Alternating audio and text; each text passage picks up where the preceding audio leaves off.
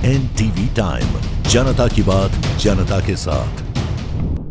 शिवराज ने रची हत्या की झूठी साजिश, पुरानी रंजिश में खेला आंख मिचोली का खेल। फिर पुलिस ने ऐसे किया मामले का पर्दाफाश। इंदौर पुलिस ने एक फर्जी हत्या के प्रयास की कहानी का पर्दाफाश किया है। घटना पलासिया थाना क्षेत्र की है, जहां एक युवक ने पुराने विवाद के चलते जानलेवा हमले की झूठी रिपोर्ट दर्ज करवाई। पुलिस द्वारा जांच में सामने आया कि युवक ने खुद ही अपने हाथ पर चाकू से चोट पहुंचाई थी और फिर इसे हमला बताकर दूसरों को फंसाने की साजिश रच डाली। पुलिस ने दोनों आरोपियों को गिरफ्तार कर लिया है। दरअसल पूरी घटना 26 मई 2025 की रात करीब 3 बजे शिवराज मेवाड़ा ने पलासिया थाने में रिपोर्ट दर्ज कराई थी कि टैक्सी स्टैंड के पास तरुण मालवीय और उसके 2 साथियों ने उस पर जानलेवा हमला कर दिया और उसे घायल कर दिया, जिसमें बाएं हाथ पर चाकू से गंभीर चोट आई। पुलिस ने शिवराज की शिकायत पर तरुण मालवीय और 2 अज्ञात साथियों के खिलाफ मामला दर्ज कर लिया। चोट की मेडिकल जांच भी करवाई गई। वहीं पूरे मामले को गंभीरता से लेते हुए जांच शुरू की गई। बारीकी से जांच शुरू की गई थी, जिसमें खुलासा हुआ कि घटना के समय आरोपी तरुण मालवीय शुजालपुर में मौजूद था। इसके बाद फरियादी शिवराज और उसके मित्र नरेंद्र मेवाड़ा से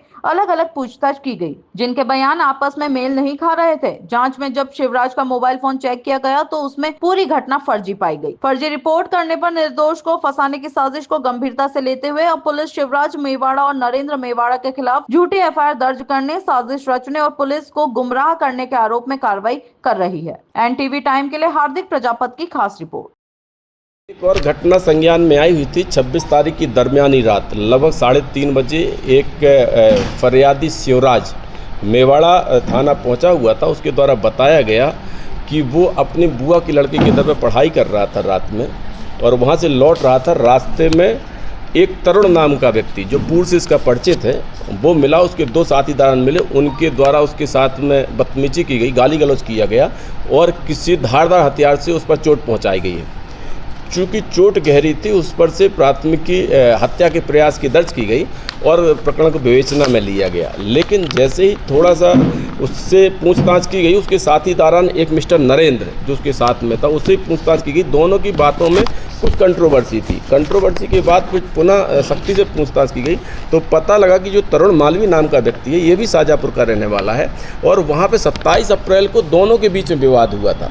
उसमें से नरेंद्र और शिवराज के द्वारा इनके साथ मारपीट की तरुण के साथ में। तरुण के द्वारा वहाँ पे एफआईआर करवा दी गई थी। तो उसके द्वारा तरुण को फंसाने के लिए ऐसा कृत्य किया गया है। तो वो जब ये तथ्य सामने आया तो पूछताछ में और पूछा गया कि आखिर उसके द्वारा ये चोट कैसे पहुंचाई गई है। तो उसका भी एक बड़ा रहस्य निकला। देर रात में ये अपने किसी फ्रेंड्स की से बात कर रहा था, उससे कुछ तू मैं हो गई तो उसको डराने के लिए और ख़ुद को चोटिल किया गया इसके द्वारा। यहाँ तक कि हमने जब इसके मोबाइल को सर्च किया तो उसके व्हाट्सएप में वो फ़ोटो भी मिली जो इसके द्वारा सेंड की गई उस टाइम तक। ये फ्रेंड है, वो हमारी तस्दीक का विषय है, उसको तस्दीक किया जा रहा है। चूँकि उसमें कुछ छद्म नाम लिखा हुआ है। ये महिला भी हो सकती है, पुरुष भी हो सकता है, वो देखा जाएगा। अभी वो विवेचना का अंग है, जैसे क्लियर हो जाएगा आपको क्लियर कर दिया जाएगा। चूँकि वो हमारा साक्ष्य रहेगा इसलिए उसको डिस्क्लोज नहीं कर रहे हैं। फिर देखने में ये आया कि उसके द्वारा जिस चीज़ से चोट पहुंचाई गई थी, घटनास्थल का निरीक्षण किया गया, वहाँ पे भी बहुत सारे साक्ष्य मिल गए और अंततः शिवराज के द्वारा इस चीज़ को स्वीकार कर लिया गया कि उसके द्वारा ऐसे आकर के। फिर हॉस्पिटल से भी तस्दीक की गई। सबसे पहले CHL पहुँचे थे। CHL के डॉक्टर के द्वारा बताया कि इसकी MLC सूचना भेजनी पड़ेगी और इसमें इतना खर्च आएगा। तो फिर इसके बाद ये सीधे थाना आ गए ताकि ये MIH में अपना इलाज करवाएं और इनका 2 पंथ हो जाएं कि तो खर्च भी नहीं लगेगा और दूसरा जो इनका दुश्मन है वो भी इसी वारदात का शिकार हो जाएगा।